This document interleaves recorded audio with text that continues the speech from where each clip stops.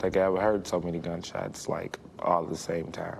I've never been to war, but I assume that's what war probably sounds like. Breonna Taylor's boyfriend speaking out about the night she was shot and killed by police. It was a loud bang at the door. You know, nobody was responding when we were saying, "Who is it?" You all did ask, who is it? Several times, both of us. And there was no response.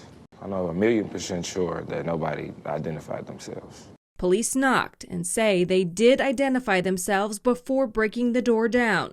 Kenneth Walker fired one shot from his licensed gun.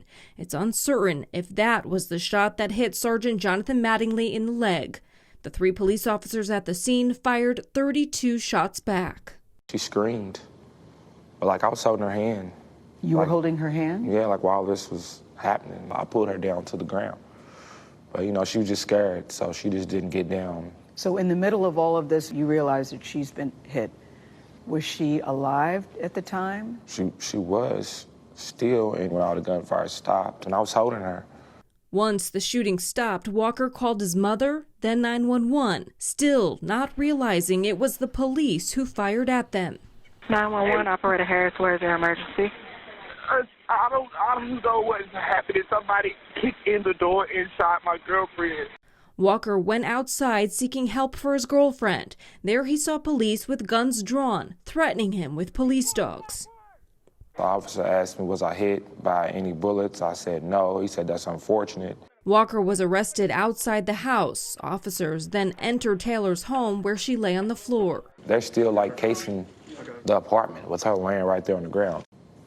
Disrespectful. Walker says he learned from the news that his girlfriend had died. He was charged with attempted murder of a police officer and assault. The charges were later dropped.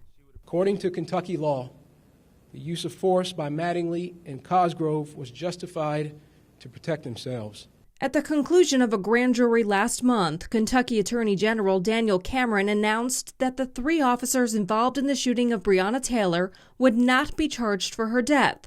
Officer Brett Hankinson was indicted on 3 counts of felony wanton endangerment for shots fired into a neighboring apartment in the raid. He pleaded not guilty. Protesters marched through Louisville after the decision. Taylor's family still wants justice. What does justice look like for you for Breonna Taylor? Breonna Taylor sitting right here next to me. That's the only justice for me.